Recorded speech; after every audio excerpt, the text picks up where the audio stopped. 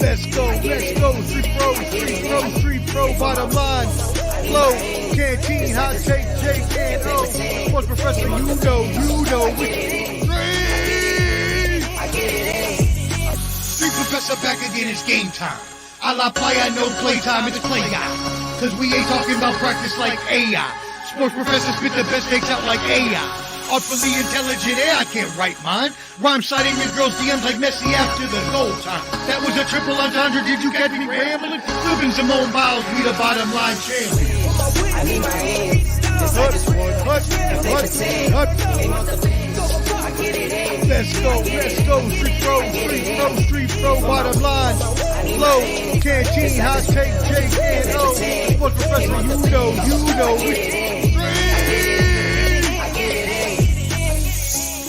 Yo, street professor, I'm back, baby, like I never left. Bottom line, flow, canteen, hot take, Jake and O. Street! Stop.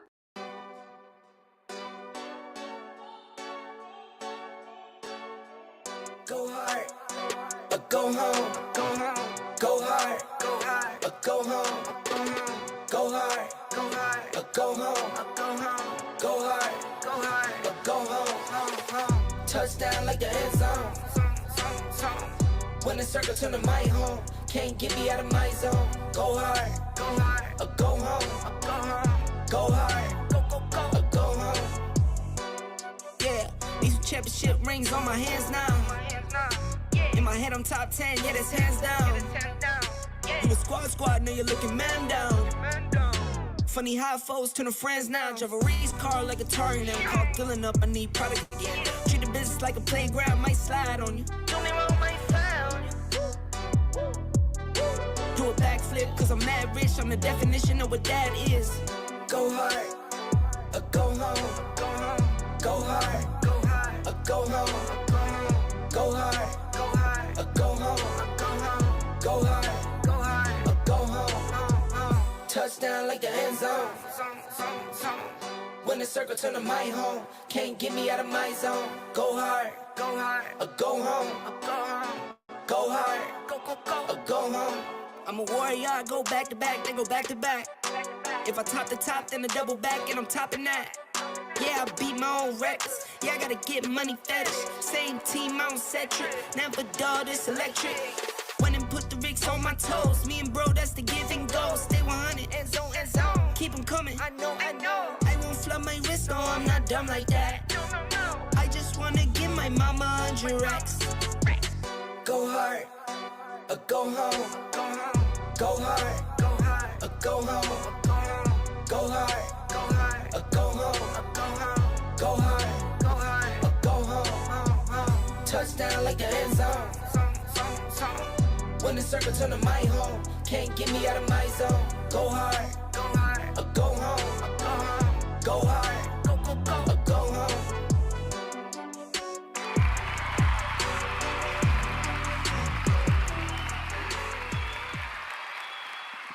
Yo. What up? Welcome to the Bottom Line Hot Take Jake. Hot Take Jake's here. Waiting on OMAR to come in on the live. Give me a second. I'm running a little behind today, but there's our theme song. We're ready to go hard or go home, baby. Welcome to the Bottom Line Sports. What's up, Ken? What up, bro? You ready? Let's go. You ready, Jake? Go on. Let's get it. Go on. You ready? All right. This time we missing Omar. What happened? Omar here, man. Hey. Hey, You got to fire back on Omar tonight. You got to fire back. He's on you when you late. You got to get on him tonight. Hey, check the Facebook for you, Canteen. You sound really like broken up when you talk. Just check yourself on Facebook. I don't know. Or tell us if Canteen sounds really raspy. When he gets loud, it's like crackling. Is it crackling for you, Jake? A little. Okay. That bad. Okay. It wasn't that bad. Maybe it's just me. What's up, everybody? Welcome to the Bottom Line Sports Show. Took a week off last week. Can't get my stuff going here. You sound pretty good now, Flo? Yeah, you sound good. All right. Anyway, here we go. Episode 124. There's Dan Barry Sports. Appreciate him. Trying to get this going, get this going. Here we go. Go back to back, then go back to We're back. back to back. If I top the top, then the double back, and I'm topping that. Yeah, I beat my own record. So here we go. You gotta help me out, Ken, when I'm not saying nothing. I'm here setting up still. Hey guys, welcome out to the bottom line. What can they say? Where can they find us? You can find us on YouTube, Twitter, Facebook, at The Bottom Line Sport. There you go. Appreciate you, man. Help me out here, man. Get it rolling, baby.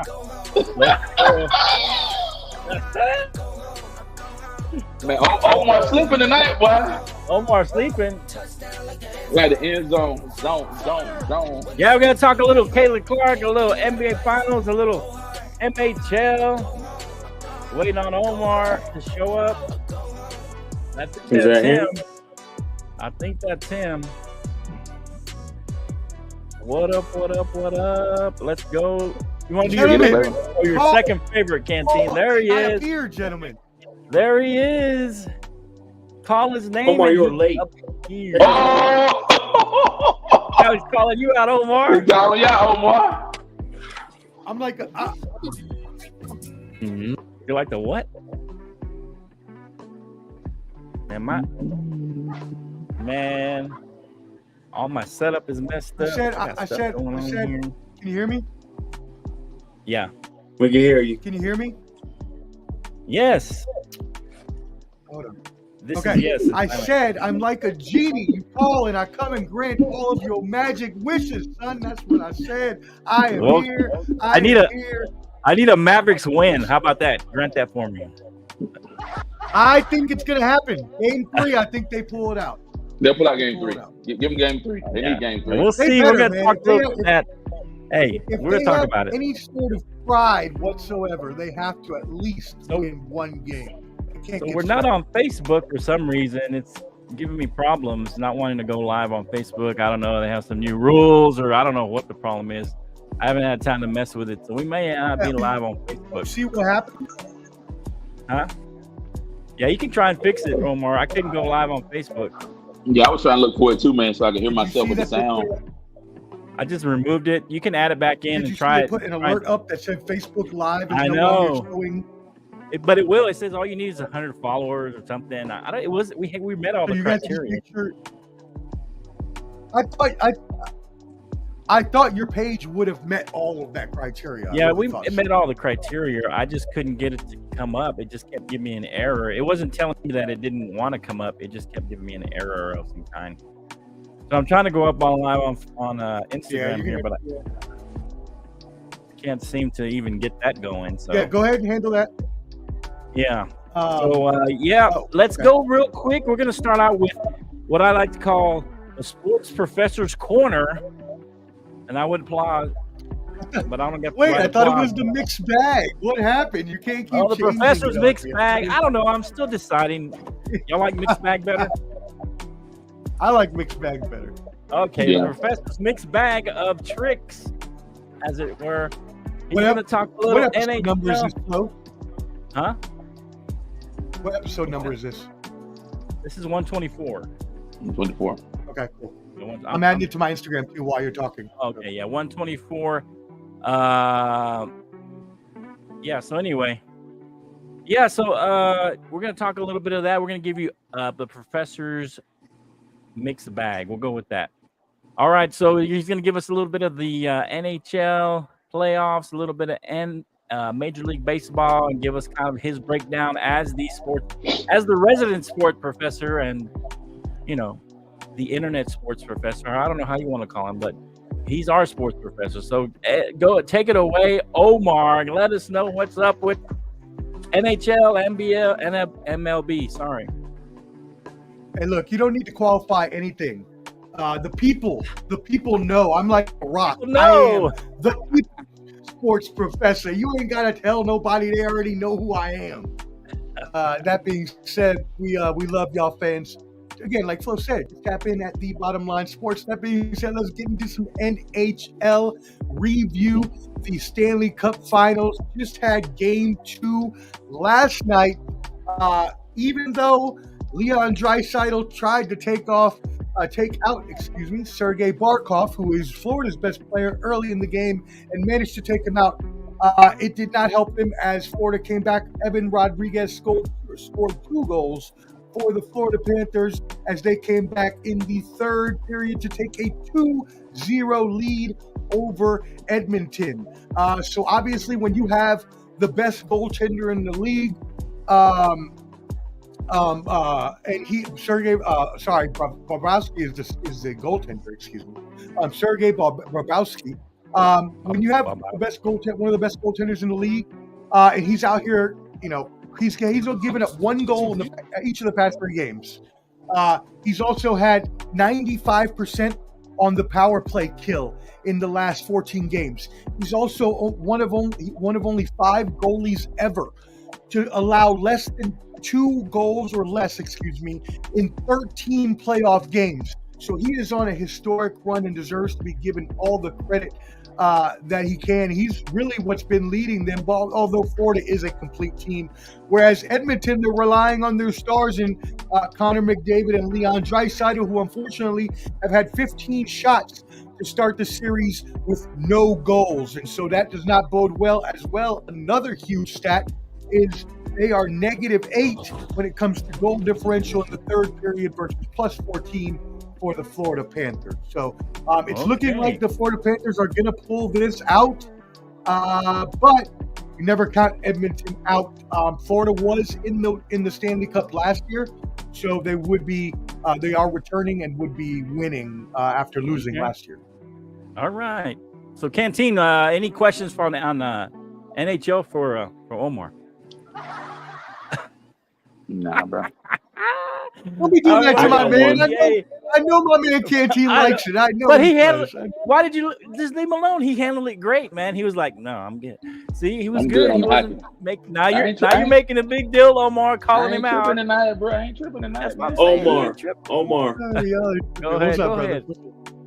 What is the key for the Oilers to turn this series around? What can they do? The first 2, these are not close games. They're not even scoring half the time.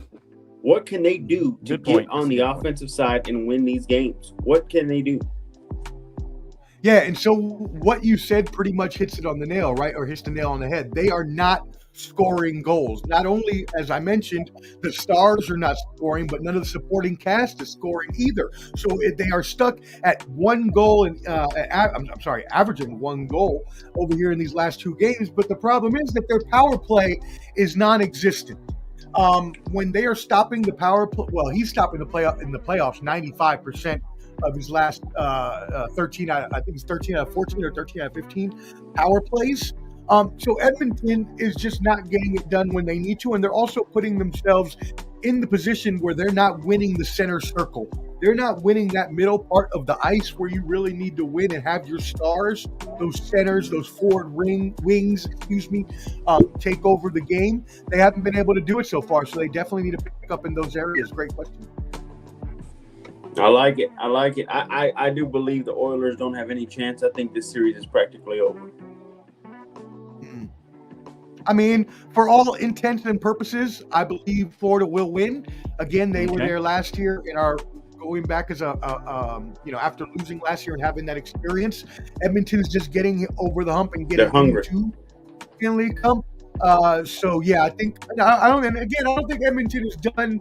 They have some salary cap issues after the season, so they're definitely going to need to figure out some of that stuff if they're going to return. But they're always good. So yeah, I'm with you, Jake. I think Florida wins. I get it. Okay. All right. Florida's going to win, according to the experts and Jake. Yeah, whatever. All right. We'll talk about it. Go ahead.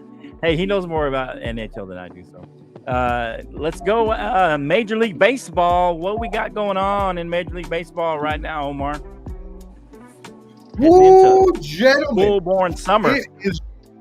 Yes, hot and heavy in the summer is what we doing. Yeah, out in let's these go. streets. It is looking beautiful. We are getting close to the All-Star break and then trade deadline, and they are coming into form. Teams are rounding out who's going to be buyers, who's going to be sellers. Some teams starting to take themselves away from the pack. So let's talk a little bit about these teams. First of all, we always got to give Hot Take Jake his props, even though I hate the damn Yankees so much. I still They're have playing to give good. them They're playing really well, because they bro. are playing consistently good ball. They are 8-2 in their last 10, and are Right. now 2.5 games above the Orioles. That being said, both of these teams are pulling up or away from the rest of the NL East. The rest of the NL East is 500 or below. So look for the Yankees and Orioles pulling away as the Guardians are doing, from the AL Central. The Royals are still trying to fight, but they've lost their last 2, and the Guardians are 6-4 in their last 10.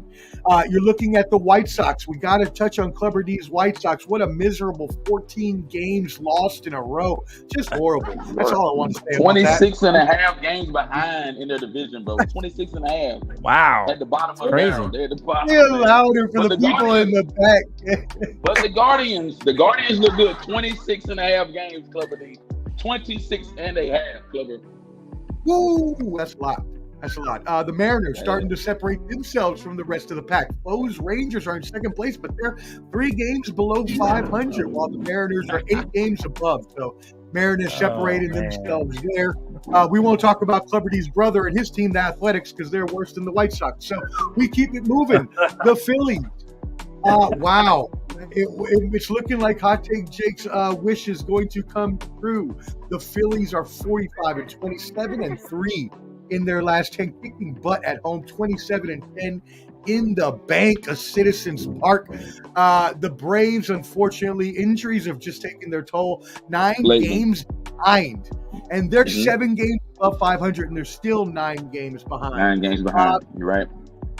So I'm sorry, kid. I don't know if there's too much more you can do. What they are going to do at the trade deadline is the same thing they did a couple years ago when they lost Acuna. They're going to go out and trade for outfield help and hopefully fortify that starting pitching with some trades for starters as well. So you may not be out, but it's not looking good as the Phillies are starting to stretch away. What do you think? You got anything? You still going, Omar? I'm sorry. No, because I know Cam was going to ask Okay. about the Braves. Pause for that real quick. I do have a couple more things. Okay. Go ahead, Cam. But no, Omar hit all the high points in baseball pretty much. I mean, the Braves really don't stand a chance with all these guys. They've been plagued by injuries. So I really don't foresee any team out of the National League at this point. But the Phillies look good. The Brewers look hella good because everybody in their division is at least 7 games behind in that division. I mean, and the Dodgers are pretty much separated themselves. I mean, they got the Padres 7.5 games behind. The Rockies. Look at kids helping me round it out. I ain't even have to do the rest. The Diamondbacks are at the bottom, and then I watched the team the other night. The Pirates, they're horrible too. They're horrible too. So taking it. Hey, Jake, you got to Jake, your wishes are coming true. The Phillies look hella good, and your Yankees, Aaron Judge, they are playing phenomenal baseball. I will give it up to you, Hot Take. I'm just ready for us to separate. I hate the Orioles are too close to us right now. I don't like it. That's true. They are. They're still there. I want us to separate out. I think it will be done probably by early August. I think we'll eventually separate out. But, guys, let me tell you something. This is looking like a magical year for the Yankees. We haven't won since 2009. It's time. We got it. We got it coming. Aaron Judge, thou shalt not judge a judge. I cannot wait. Can't believe a Texas boy is rooting for the Yankees, man. I know. That upsets me, and I'm not even from Texas. But you know the other thing, though, about that, Jake, is you all are getting Garrett Cole back, too. So that's going to definitely be a boost. I tried to tell you that, Omar. I tried to tell you that earlier in the He's season been how injured, dangerous this is about to be. This is about to be a scary lineup. I cannot wait. Juan Soto is a big reason what's going on right now. Juan Soto is doing his thing. Oh, yeah. Yeah. Juan Soto is the leader in the house for AL MVP. So Omar, real quick. Real quick question. So this is kind of what? Are we about midway through the season? A little over, maybe?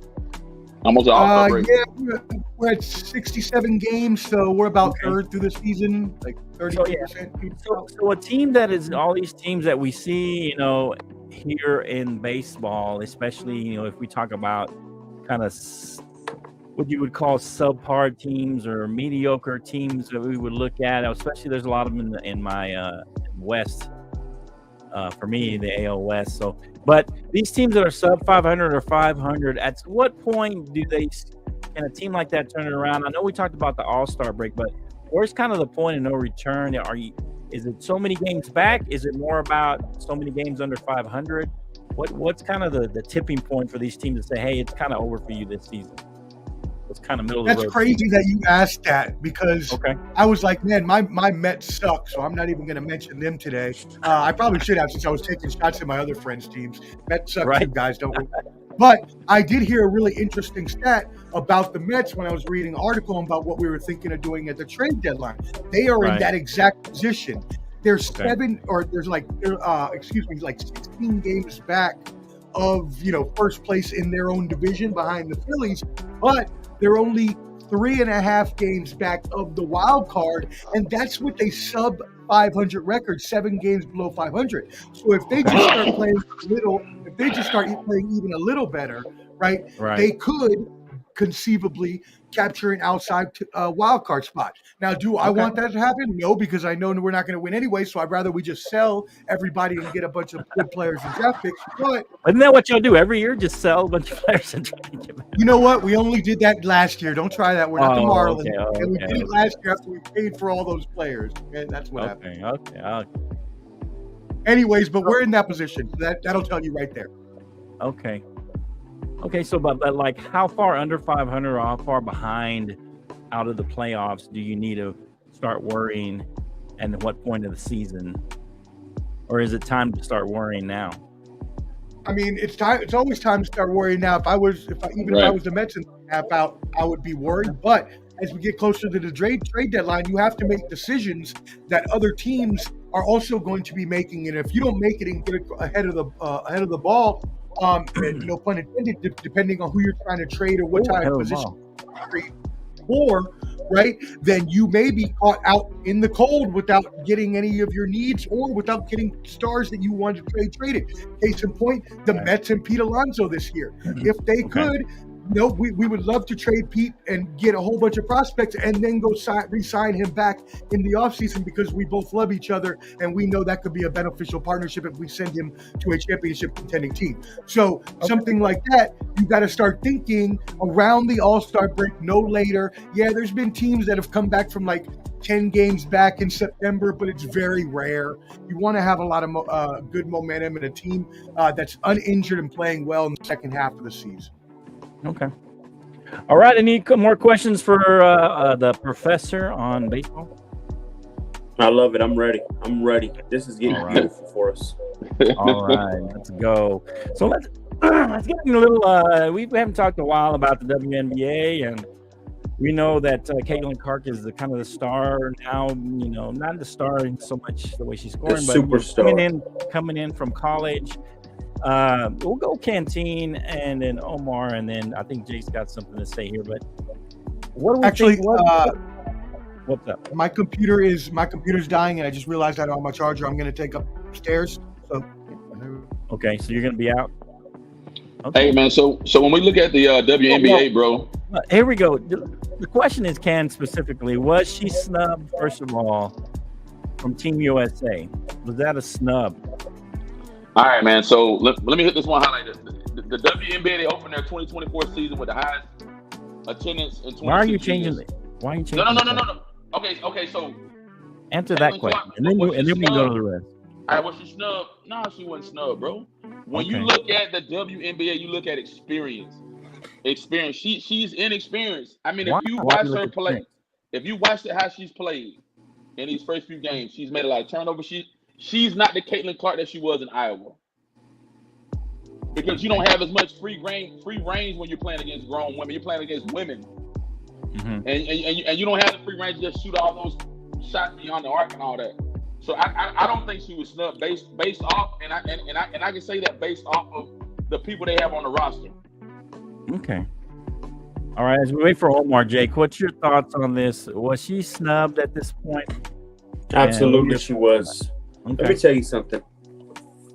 Jake. There's a reason we're paying attention to this crap now. The WNBA is not becoming crap anymore. She is the Magic Johnson and the Larry Bird of the 80s. And this is what I mean. She is changing the game. We are watching because of her and only because of her. I don't want to hear Angel Reese say, look, everybody needs a villain. Angel Reese, keep doing your thing. Hopefully you can become the villain you need to be. But she already beat your ass earlier this year in the NCAA championship. Right. She already wrote her wrong with you. Get the point of this. You should be putting the best piece of art right there. Here's my question. Why do we have so much haters in the WNBA against this girl? Why is there so much haters? So I would say this, Jake. It's not haters. And when you look at the roster, you got girls like Nafisha Collier, Chelsea Gray, Brittany Griner, Jewel Lloyd, Kelsey Plum, Asia Moore. You got girls that have... Brittany Griner's only played 3 games. Why is she on there? She's only played 3 games this season. I got that flow, but I look at experience. Do you think Caitlyn Clark she's past her prime, Ken?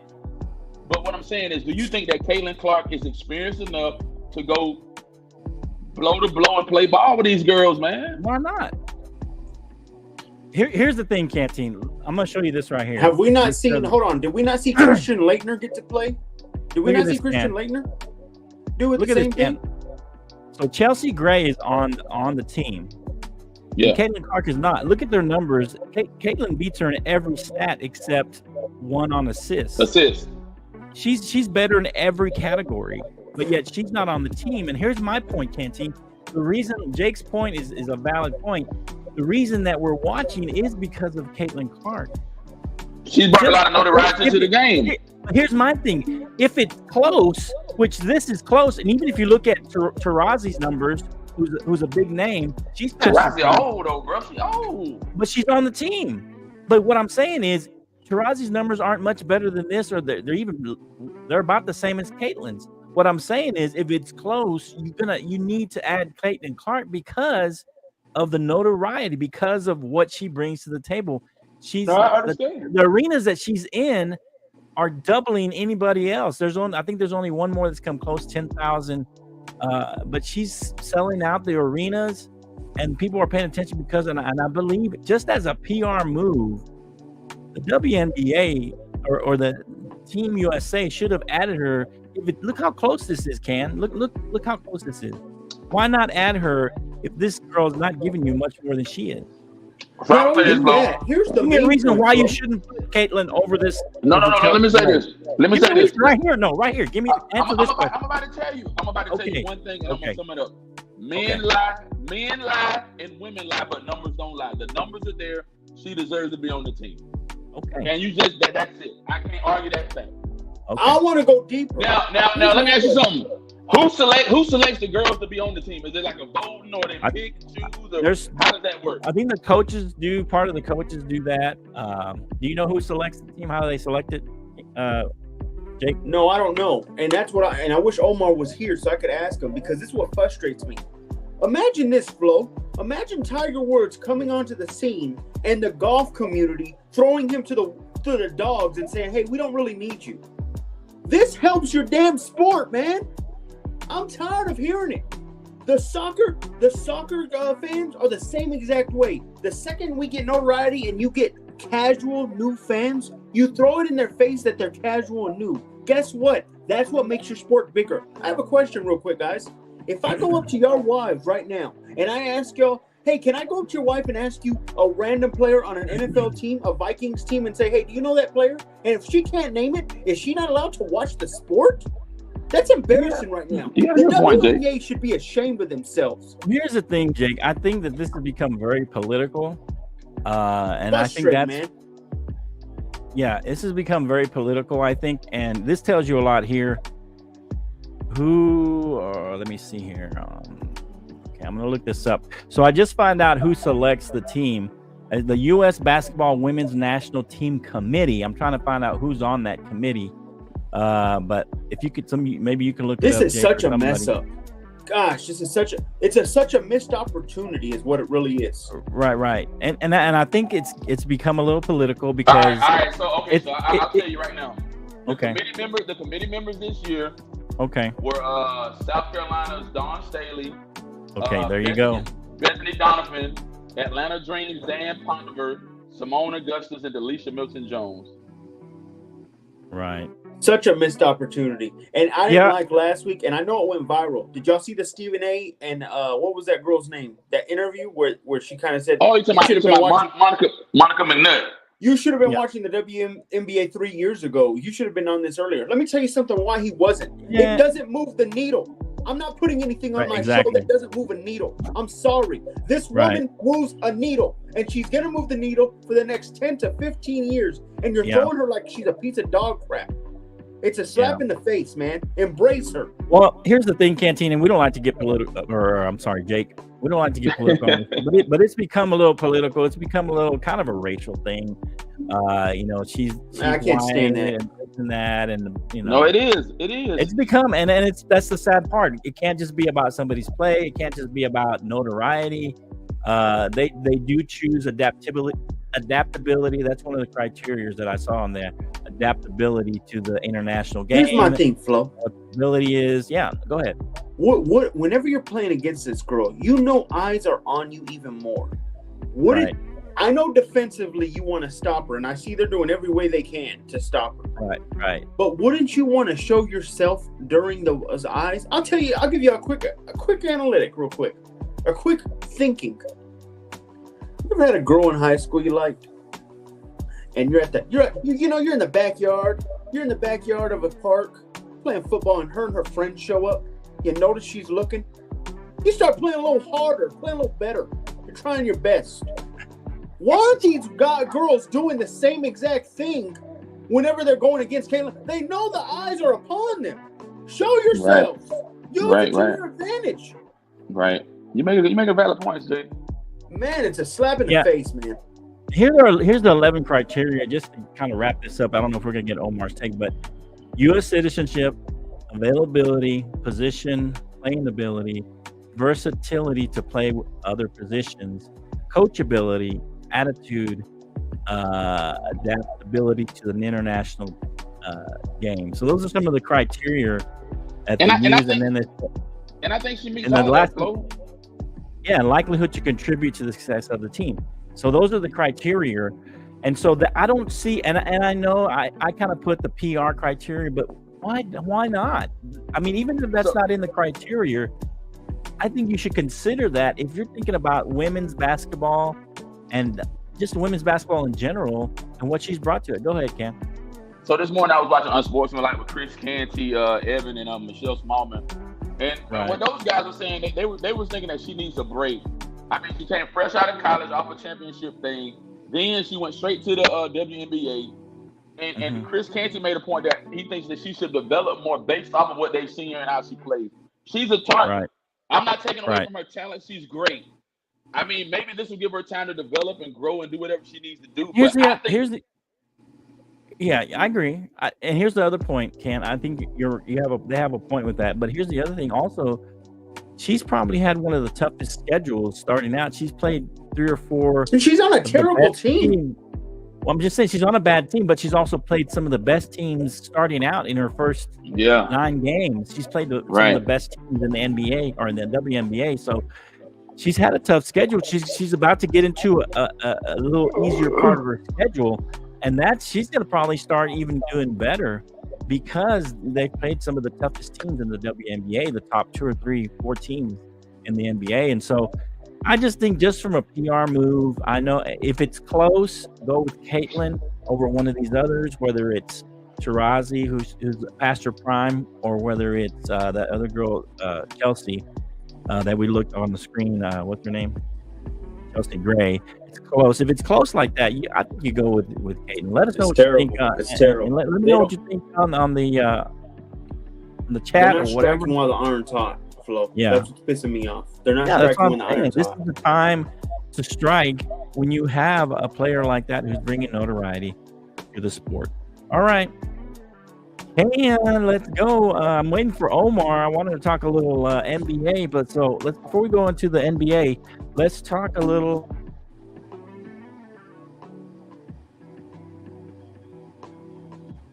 Did he freeze up? Yeah, I think he froze up. Yeah. Guy froze like a guy. Come on, man. I'll say this, Canteen, because I know he's about to get into college football. Yeah. I want to ask you this question real quick because I know All we're right. about to get into it. It's about to get If ugly. and when. I'm back. Okay. What were y'all talking about? We're bringing Go up ahead, college Jay. football. That's what you're about to bring up, right? No, not football. Okay. I was about to bring up the Lakers. Dan Hurley turns down 7 years, $60 or $70 million deal. $70 million deal, basically $11 million a year. So is this? Can you go? I know Jake is kind of a Lakers fan, but he's more a LeBron fan. But he's the Lakers because of LeBron. Hey, so for me, man, this opportunity, the Lakers will continue to fail miserably, man. They should have capitalized and got this guy, man. But the thing about getting this guy, man, he can't be bought. The man has won back-to-back national championships at UConn. And I like a guy like Dan Hurley because you have more control. You can leverage your control in college. And a lot of his guys are getting NILs and different things like that. But he's more influential and more of a positive influence and can shape and make and mold these guys for the NBA. I have nothing against him declining it. Right. But what this says to me about the Lakers, that I don't care how much money, I don't care what type of price tag you put on anything, they cannot find a coach to solidify them and help them win. And if the Lakers keep doing what they're doing, bringing one guy in, getting rid of a guy, bring a guy in, get rid of a guy, they're not going to succeed and get to the next level. You have to find somebody that can coach and that's willing to go the distance for these guys, man. Right, and I'll let Jake go next on this, but my point is, so was this just a ploy just to say, hey, we tried to get the best college coach? Because they could have probably offered him a deal he couldn't refuse. They could have offered him maybe 12, 13, 14 million a year, which would have paid him at least the third or fourth highest paid. He's not even the 11 million wouldn't even get in the top 10. So what I'm saying, no, this is what I'm saying, Ken. Were they just doing this as a ploy so they can say they looked and they didn't just settle on JJ? Hey, we tried to get Dan Hurley. So let me say this, man. They're really trying to get him and they just failed miserably and made him a bad offer. No. This is what happened, man. It's all a bluff, man. You got to look at the guy that coaches in Miami. I think he's one of the highest paid guys in the NBA. Eric, I don't know his name. Spoelstra's a high paid coach. The guy that coaches at Detroit, Monty Williams, he's one of the highest paid coaches. Greg Popovich, Well, Pop should be. Those are your top 3 paid, and those are your top 4 paid coaches in the NBA. Right. They could have made an offer to this guy. The guy has a track record that speaks for itself. Right. That's what I'm saying. Was it a legit offer? No, man. It was all to see if he was going to jump for it. That man's smarter than that, man. Why would I jump for that when I know my? Was it even a legit offer? I mean, they weren't trying to lowball him. Was it just, hey, they just wanted to make it look like they were looking around and not necessarily making him a real offer that he couldn't refuse? What do you think, Jake? He's worth more than $11 million a year. Okay. I'm going to be honest right here, guys. I think Dan made one of the biggest mistakes I've ever heard in my life. And let me tell you something why. Hold on. Let me tell you why. The Lakers are trying to give you a head coaching job. This is La La Land. This is not Milwaukee. This is not Portland. This is La La Land. This is the biggest team franchise in the history of the NBA. And you're giving him enough. Let me tell you something. Does he deserve to be a highest paid basketball coach whenever he hasn't done anything? No one's saying that. But a legitimate top 5 offer, top 4 or 5 in the NBA. What I'm trying to say though, Flo. Pay him what you gonna pay Steve Kerr. Pay him what you gonna pay Steve Kerr. They ain't gonna pay and Flo. No, they're not gonna. I'm not saying he should get the top 3 or 4. Byron Scott, as coach in Luke college. Walton. Ask those guys basketball. if they would have been wanted to offer this job with having AD and LeBron. AD in his prime and LeBron a little bit past his prime. Yeah, they would take it. Yeah. Didn't they have AD and LeBron? All those guys had AD and LeBron. All those guys you just mentioned had AD and LeBron. No. Not Mike D'Antoni. Some of these guys had look. Remember, before LeBron got there, the Lakers were straight trash for a good 8 years. We got to remember that, guys. What I'm trying to say is, Yeah. you're getting an And they're still opportunity to trash. play with the best center in the league right now, and if Best not center top in the 2, league? top Are you 3. sure? What about I think Wemby? right So now, yes. he's better than Wemby? He's better than Wemby. Wemby has not hit his prime. We know that, Flo. Come on now. There's a reason we stayed so the he's same better than record of Wemby? last year. Okay.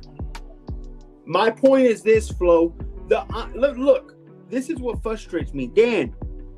You've already hit the pinnacle.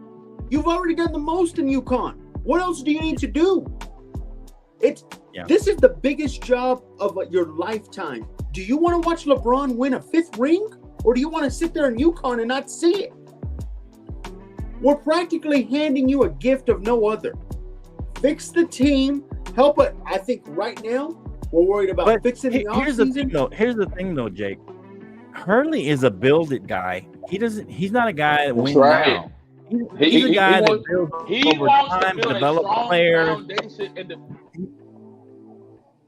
The NCAA is all about building quickly. Yes or no? Over time. Hurley is not a guy. The NCAA is learning about building quickly. I don't want to hear that. You get new recruits every year. Hurley is slow build. Look at how he built that UConn team. It was a slow build. He developed players. He's had a lot of juniors and seniors on that team. Come on. Flo. Hold on. Flo, are you trying to tell me that this job is not the biggest job of his lifetime getting offered right now? He's going to get offered. No. If he goes He's in little old UConn. He's in Connecticut right now. Doesn't matter. He's on top of the basketball world. He's on top of the basketball world. Omar, can you hear us yet? Congrats of the NCAA. Move yourself up. Get to the NBA. So this is a perfect opportunity. Okay. Who do you want to go to next? Charlotte? Okay. That's okay. Here's the thing, Omar. I want your take on this. So Jake is saying that Dan Hurley made a big mistake not taking the Lakers job. Huge. It was a chance of a lifetime. Me and Canteen are saying that this was kind of a bluff. They didn't really give him a solid top offer that they could have given him. You know, they could have given him 13, 14 million and really 11 million is not bad. He couldn't refuse. Yeah, he's not even. Yeah, but not for the best coach, the best available coach for out a there. new head coach who's never played in the NBA, who never coached But the NBA. he's got plenty of experience. He knows how to coach. That's the point. They want to give it to JJ Redick, who hasn't any coaching at all. And so here, Omar, here's the thing, Omar. Was this more of a bluff, just to say, hey, we looked around, we tried to get Dan, we couldn't get him, but it's just kind of a basically bluffing the fans, or was this a legitimate offer and they just jacked it up, or is Dan Hurley just missing the opportunity of a lifetime, as Jake said? All three of the above. All of these things can be true at one time. The Lakers organization is a complete mess and is at the behest and control of one LeBron Mr. Freeze has returned. who thinks he's did I freeze? We can't hear you anymore. Is it? Can you hear him? You hear me? Or Yeah, we can hear him. Yeah, I heard him. Yeah. Oh, you heard him? Yeah, we both did. It was I good. didn't hear him at all. Can you hear me? Yeah, I heard him. Yeah. I couldn't hear Okay. you, but go ahead, Omar. Okay. Go ahead. As I was saying, the Lakers organization is in a state of disarray, having to do and be everything that LeBron needs them and wants them to be at this stage of his career. Right. But Dan Hurley is also missing out on the boat, missing out on his big chance. He has already taken UConn to multiple championships. There's nothing else he needs to do in college. Thank you. And you're telling me you're passing up $70 million? I don't know what kind of money you got rolling in, Flo. I know sometimes the pastors, they be having the nice cars and houses. We got a side to count. I'm not saying that you have that type of money, but what I'm saying is that I don't have money like that to go around, and $70 million is a lot. It's double the money of what he's getting paid currently too, Omar, by the way. Him, yes, especially because Jake mentioned it, he has no pro head coaching experience. He does have head coaching, not pro. Not pro. As I said, not pro. Right. The whole Right. different game. But You don't think they're going to give? You don't think they're going to give JJ Redick $8 or $9 million? Those pros like you can yell at all the college kids, and they're gonna let them. Nah, it ain't gonna happen in the pros. You think he'll go yell at LeBron? LeBron gonna laugh him off the court. Well, what about the Knicks coach? He does it. He coaches hard, and they love him. Hey, they're injured every time. He has a lot more cash in the game too. Yeah, but he coaches hard. You're acting like it doesn't work. It works. Can work in the right situation with the right coach. What you think? It can work, but my whole point is this: is right now you have an opportunity. He's not going to a bad team, Flo. This team made the Western Conference Finals 2 years ago, was in the playoffs this past year. This is not a new team. This is not like a team of rebuilding. You're in the thick of it, man. I mean, they're on the outside. They're a 7, 8, maybe 6 team. Hey, so Jake, so Jake, let me ask you this question, Jake. Why is it that the Lakers keep getting rid of coaches in and out? They had how long was Darvin Ham there for? 2. Really? So they want to blame Darvin Ham for all the issues and all. Everybody's been there 2 years, basically. The last 2 coaches. Darvin Ham made no movements. Hold on, if you watch that Nuggets series, remember you lost to them the year before. This year there was no movements, there was no changes, no nothing done within the game, within the series. We lost the same exact way practically. It's embarrassing. That's a coaching mismatch. It was LeBron's fault. They're just gonna get a coach and LeBron's fault that LeBron can control. That's what he likes. Remember, the only hard coach he had, Jake, was Spoelstra, and he tried to get rid of him. Ty Lue, I think, was a hard coach as well. Ty Lue threatened him and told him you need to step up.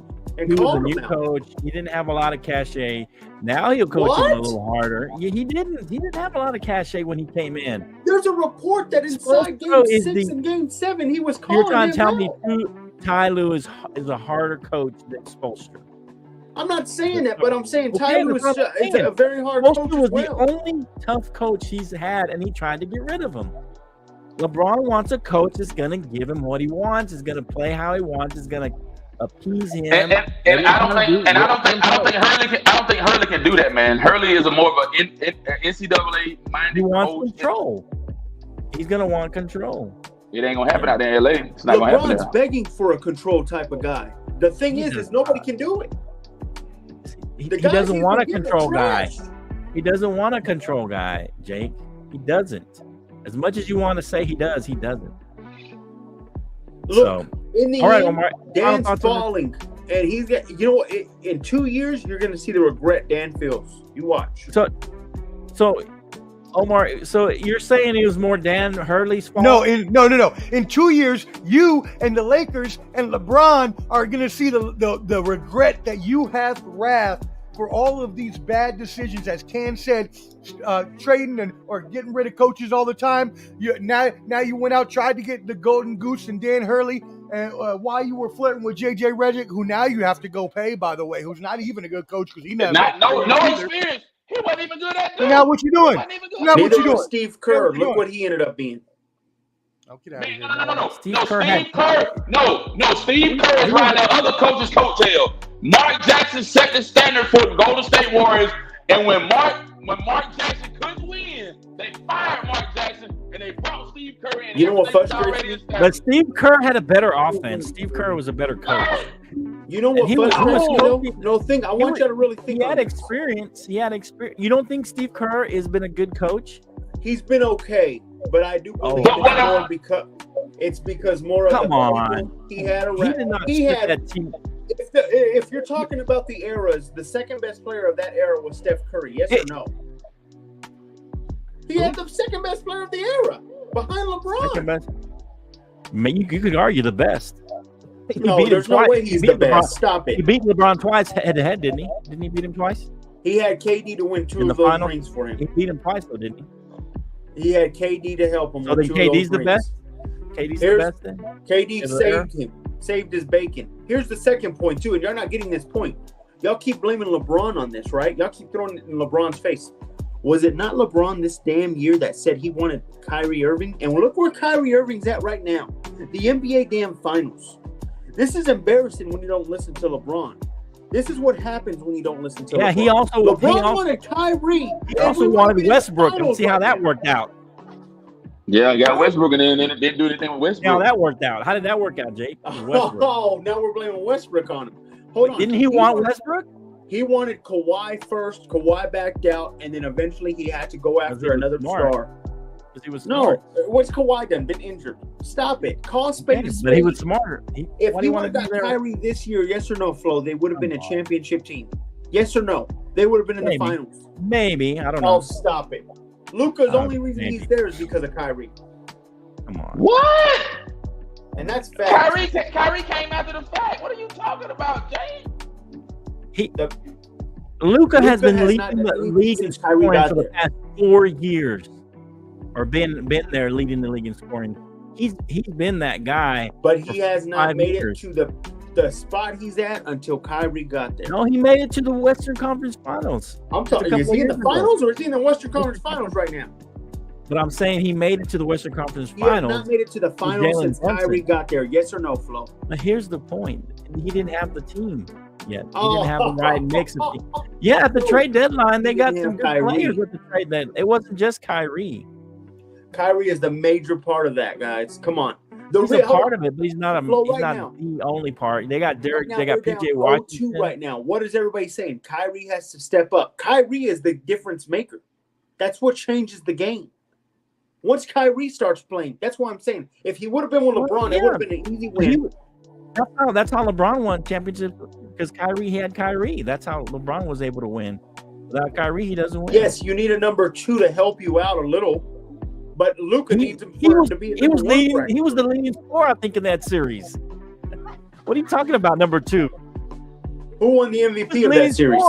Who won the MVP of that series? He was the leading scorer. Who was the MVP? He saved him. That was all publicity. Come on. The hate is real, man. Come on. All right, so let's move on. Jake's not going to agree because I don't know. What's wrong with him, Omar? Anyway. Sorry, Dan. You just screwed yourself over. Okay, so here we go. Let's talk to NBA Finals. I know Omar, the professor, the biggest asterisk of all time, about a 2-0 start in the finals for the Celtics.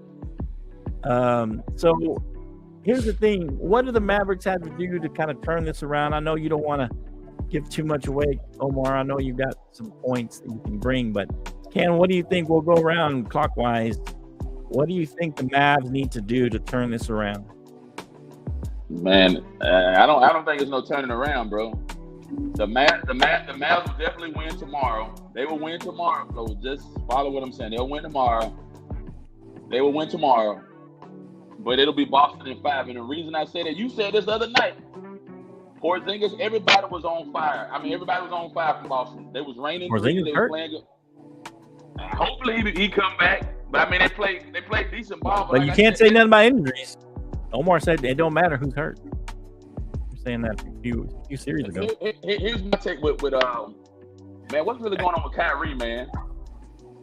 Because Kyrie ain't really playing his best ball right now. Right. I don't know whether he's sick. I don't know if he got a lot going on, but he's not in tune as he once was. Well, what does Kyrie? Does he need to be a scorer, a facilitator? All the above. All the above? Yeah. Okay. So it's just all on Kyrie? Luka too. They got to spread the wealth, Kyrie man. and Luka? Man, they're the backbone of that organization, man. Okay. I mean, I think Jason Kidd after 2 games and they're down 2-0-2. I think Jason Kidd has had time to regroup and put together a decent game plan, and they're going to be playing at home tomorrow night. So I think the home court will be a plus for them. But if they lose tomorrow, man, I don't know. I don't really know, man. Right. But I think it's more in their favor to win tomorrow night, though. Okay. What do you think? What do the Mavs need to do? Obviously, they need to win Game 3, but what else do they need to do specifically to turn this around? Not that you want them to, but if they had to, you had to give some pointers on turning this thing around. Yeah, if they're going to do anything, first of all, they're going to have to go out and get Kyrie the biggest burning bush of sage that he could ever have in his life. So he can try to burn all the bad spirits, because he brought this bad juju on himself and he deserves everything he gets. 13 for 37 from the field, 0 for 8 from 3, and now he's going to lose a championship to the team and fan base he's screwed, no matter how much he likes revisionist history to turn it around on us when it was him that promised us he was staying and then left. No matter what he was going through, I get it. Everybody goes through things, but don't try to turn it around on us like it was our fault. So now he sucks. Because why? That's karma. And I'm sure he knows all about karma and how much of a beast it is. So It is, man. Kyrie got to step up. Who else? Well, Luka has to have more than 1 assist in a game because that ain't going to work when you got some turnovers too. And they're going to have to go out and get a new coach. Jason Kidd is getting the flow mopped with his behind by Joe, the highest IQ level I've ever heard in my life. Basketball Missoula, baby. Go Celtics, champions. What? So what'd you say? Omar? Omar. What did you say that was Kyrie's stats? He was something for what? Something? Shooting? 13 for 37 and 0 for 8 from 3. 13 from 37. So let me go to Jake. That's a familiar stat because Jason Tatum is 12 for 38, and you're saying he's garbage. So I wonder what Tatum would be at 12 for 38. He's shooting, Jake. What do you think that the Mavs have to do? I used the word garbage. I never said garbage. Well, you said he was. Yeah, you used some pretty strong word language. You used some pretty strong language. What did you use for him then? Tell me what you used for him. I said he's reaping everything he brought to himself. What is Tatum reaping at 12 for 38? This is almost the exact same unit percentage. Back to Tatum for no reason. He got a better because he's shooting almost the exact percentage. You brought up his shooting, and Tatum is shooting the exact same percentage. You're a hater, and because I'm on here, okay, never mind. We're not going to get anything. We're not going to get any kind of. Wow, man. We're not going to get any kind of balanced analysis from you from the Celtics. When you just gave me a stat that looks exactly like Tatum, I was waiting for you to give me that stat. I was waiting for you to give me that stat because I was being okay, exactly, and he's supposed to be the best player on the team. We got Jaylen Brown, who is an MVP and an NBA first teamer, and he's the guy they try to trade every year. Omar, every year they try to trade him. And he's the best player on the team right now. I don't care. He's injured. He's not even playing. And you know what's going to happen? He got hurt. He wasn't playing well. After it all, Tatum's still going to have the ring. Jake, after it what all. do they have to do? He scored 13 or scored 36. It don't matter. You don't have to score the most to be the best player. You don't have to make buckets. Come on, man. All right, Omar. So Jake, what do they have to do? Omar was talking about certain things. Oh, he muted himself. And even Omar himself said that tried to say the best player last game, Drew Holiday, wasn't even a starter. He tried to give me that point. He's not even a starter when he's been a starter the whole year. But Jake, what do they have to do for Dallas have to do to turn this around? Stop trying. You said that. You said he wasn't even a starter. Anyway, he's been a starter for a while now. Starter to start the season. He got injured, and then you used a framed stat of 10 games to say that I was wrong. You're such a hater. How many games did he start, Omar? 90% of the games. I mean, hater. You said he's not even a. You said it like you said he's not a starter. Like not even coming off the bench. He's going to be coming off the bench the whole year. Come on, go ahead, Jake. Give me some Dallas love. Here's my point. I told you from the get-go this was the biggest asterisk ring I've ever seen in my life, and let me tell you why. You want some more hate, more? I knew for a fact the second that Jimmy Buckets was hurt, the second that Giannis was going through his injuries, I knew how easy this road was going to be for them. Not only that, I truly believe this. I think there was only one team that could beat the Denver Nuggets this year after the Lakers lost. How did they turn it around the map? Because what the Timberwolves did, they did the dirty work to save Omar's team, the Celtics. Now, we've established two things in one. By game 2, we now know who the best player is on that Celtics team, and I have a theory of what they need to do to stay winning. Because I'm going to tell you something. We now know Jaylen Brown is the alpha, and I've tried to say this. I was swaying this way the whole time. I said this guy is the meaning of the team. He's everything. I think they're going to win this series because I don't think Kyrie is in his spot that he needs to be in. That's fine. His frame of mind, man. You go ahead and yes, absolutely. You go ahead and win this series. Congratulations. I still think there's an asterisk behind it. Here's my big point. This is the big thing that I think they need to do in the offseason. And I said this, Flo. I said they needed to trade these guys, but I'm gonna be honest right here. If I'm them, I think I still consider trading Jason Tatum at the end of this year. And let me tell you why. If you want to be a dynasty, Jason Tatum hasn't done jack squat the whole time. They've practically won in spite of Jason Tatum. If I'm them, I sell Jason Tatum if I want to be a dynasty. And I don't know why he's still there. Looking down. As I'm saying, Jason Tatum, and we know this too, Omar knows it. Jason Tatum is not that guy. He's not even, you're paying him an A money for being a B player. I would trade him right now while there are still teams and stars you can grab. Just think of this, Flo. Think of players you can grab right now for him. I would go to the Timberwolves and ask for Anthony Edwards. I would go to the Spurs and maybe ask for a Wemby. I don't think we'll give up Wemby, but I'm saying use Jason Tatum while people look at him in the light they look at him. If you want to be a dynasty, okay. If you want to be a dynasty, Flo, this is what you do. Because I'm telling you, next year, Flo, they're going to have the same team, and they got to deal with the healthy Jimmy Buckets. They got to deal with the man. Come on, what happens bro? then? They don't win these games. I'm telling you right now, Flo. The stars aligned perfectly for them. And if we're being real, Jason Tatum has done nothing to prove you, prove me, prove that boy over there that's looking around like an idiot. There's no reason.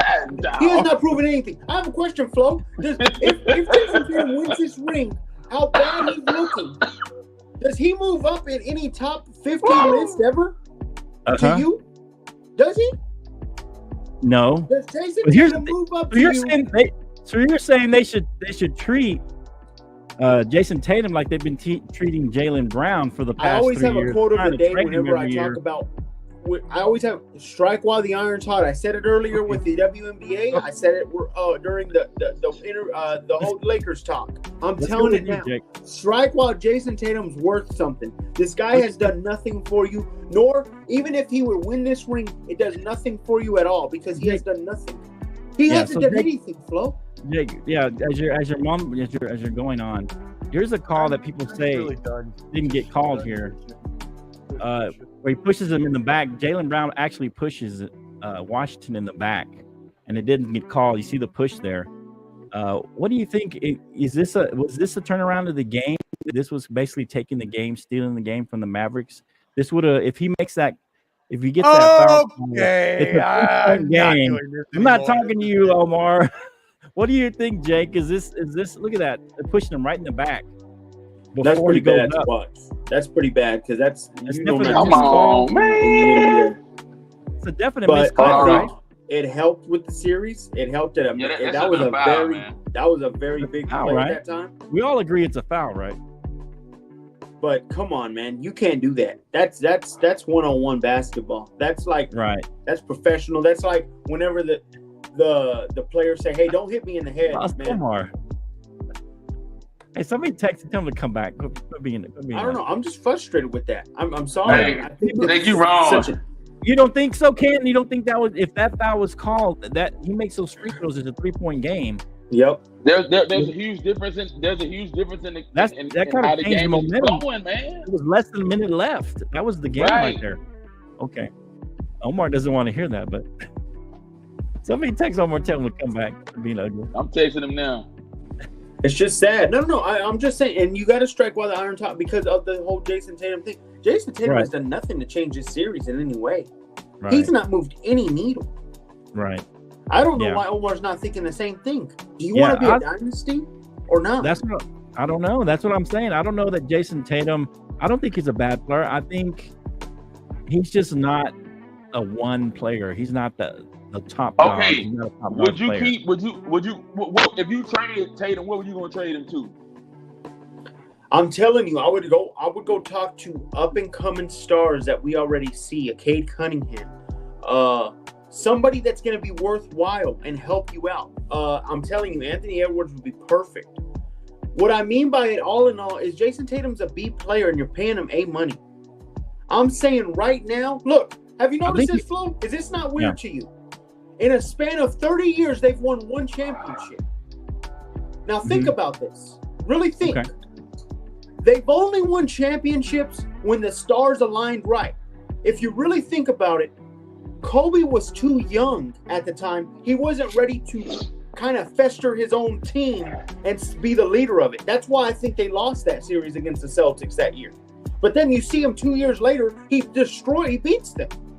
I'm telling you, the Celtics have lucked out now twice, and it's embarrassing that they have not been a dominant team since the Larry Bird era. They have not been a dynasty type of team ever. It's sneaking in. Here's the thing. Well, it's obvious that, I think, they've got a solid team even without Tatum. I think you go with maybe, I don't know how this would work financially, but I think, Jake, they should go they would trade him for Karl Anthony Towns and maybe Kyle Anderson in a trade and get Tatum, and they give you Cat and Kyle Anderson, and you get Tatum to the Timberwolves, and that would make a difference. That'd be smooth. That'd be smooth. That's what I'm trying to Edwards say. is the obvious one, and Tatum would be the Robin to his Batman. Because Flo, I'm telling you right now, more than ever, we now see it more than, especially this series. They don't need Tatum. They don't need Tatum. They can win without him. They've been winning. He has played basically, poorly. He's been like the third or fourth best player on the team. Absolutely. Series. Yeah. I've tried to tell freaking Omar that, but he won't Omar listen. got mad, man. Hey, Jake, when you said he was looking around like a crazy man, he was looking like, yeah, you was wrong, Jake. We lost Omar. All right, man. Any final thoughts on this series? We all kind of think Mavericks going to win Game 3. It's kind of a must win for them. I don't think the Mavs win Game 3. I think they lose it. Oh, you don't and then think they win Game 4. That's the Mavs only. I think this series is done in 5. I told you, man. This is such a. Okay. It's a bad. What's it called? It's a bad.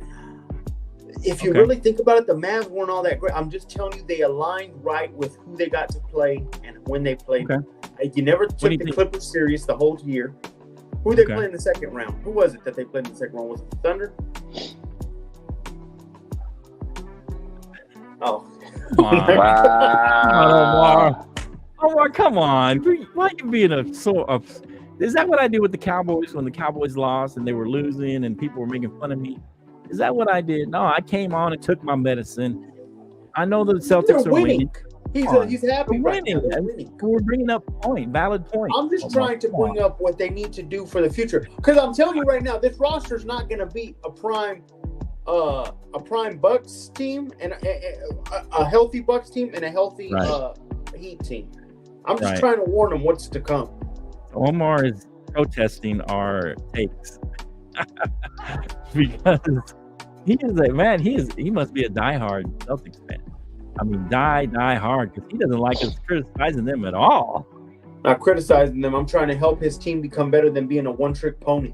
Because right now they look like that. They're going to win this ring, and they're not going to do nothing for the next 10 to 15 years. Hey, I'm going to have to use this for you, Omar.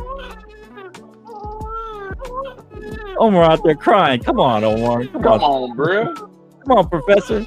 I'll be out there crying. We're crying. You're winning, and we're just bringing up some valid points. Anyway, so do you agree with Jake, Cam, that they're going to lose Game 3, or you think they're going to win Game 3? Man, Boston gonna lose Game 3, man. I'm telling you, Dallas is gonna come to play. They're gonna take. What about Game 4? Do you agree with Jake that it's a gentleman's sweep, or do you think they can take both of these games at home? I got to see what they're gonna do tomorrow night first. I got to see what they're gonna do at home tomorrow night. Yeah. I got to see their performance first, man. And then it'll dictate. Because if they don't perform tomorrow, right? Yeah, tomorrow's key for sure. Yeah, I agree. I'm gonna start the credits a little bit. Okay, here he comes. What do you think? That's a lie. Let me be like Omar. That's a lie. I've been taking too much of your lies this year. Well, y'all, or on your mind.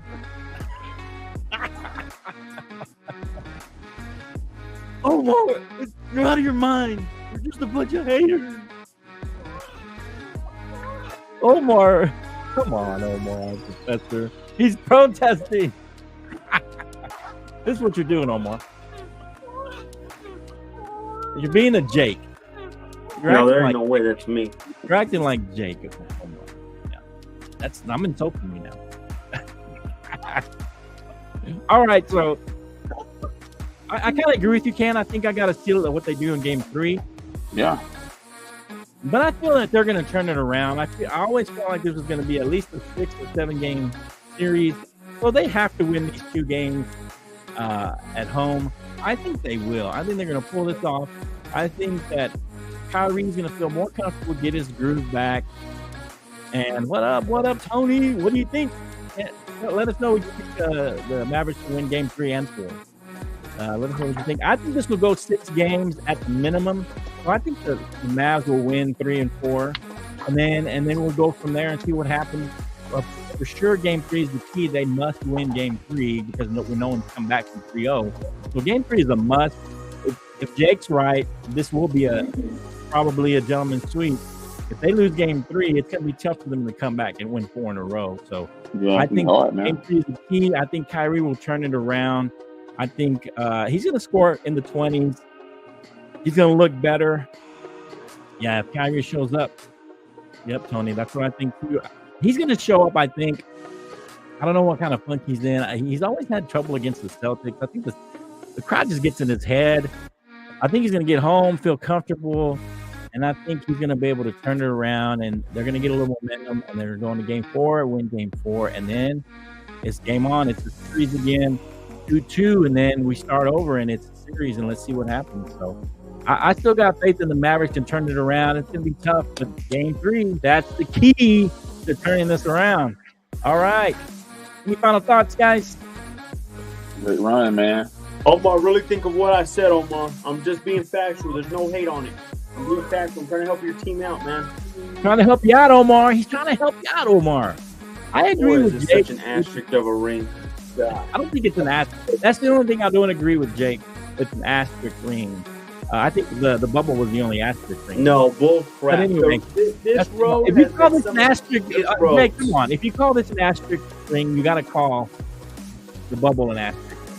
If you're gonna that's call why it, I'm for you pros because of that last asterisk ring. Anyway, yeah, the Canteen. Any final thoughts for the people out there? Episode 124.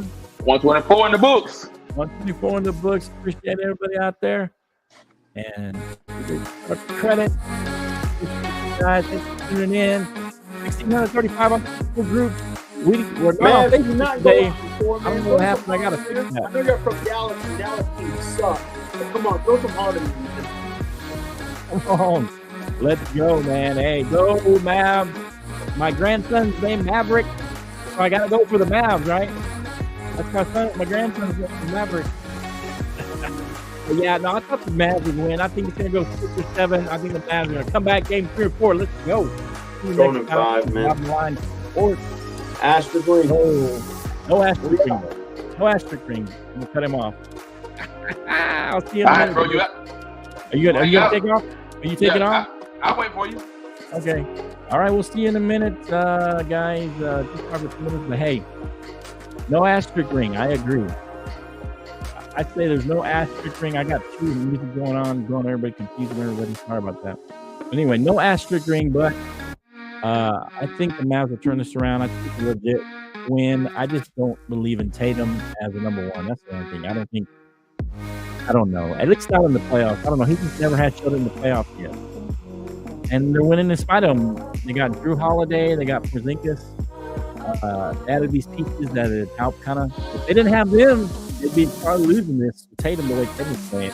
He's your number 1 guy. He's not playing like the number 1. But Kyrie's number 1. He's not playing like a number 1 either. So. Anyway, thanks, guys, for tuning in. Put your comments. Appreciate everybody. See you next time on the Bottom Line. Peace.